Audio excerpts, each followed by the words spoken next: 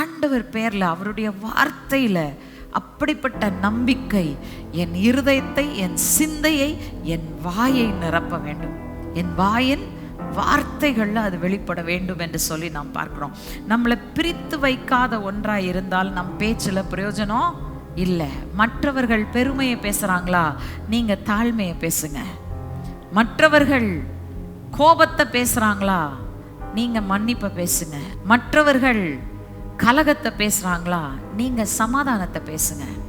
ஜனங்க உங்களை தேடி ஓடி வருவாங்க. அல்லேலூயா, அல்லேலூயா. எத்தனை பேர் விசுவாசிக்கிறீங்க? இன்னைக்கு உலகத்துல அப்படிப்பட்டவர்கள் தேவைங்க.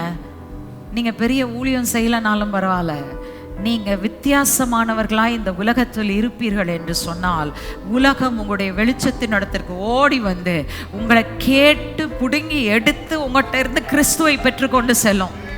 போய் வாங்கிக்கோ வாங்கிக்கோ, பெற்றுக்கொள் பெற்றுக்கொள்னு சொல்ல தேவையில்ல, ஓடி வந்து அதே பெற்றுக்கொண்டு போகும்.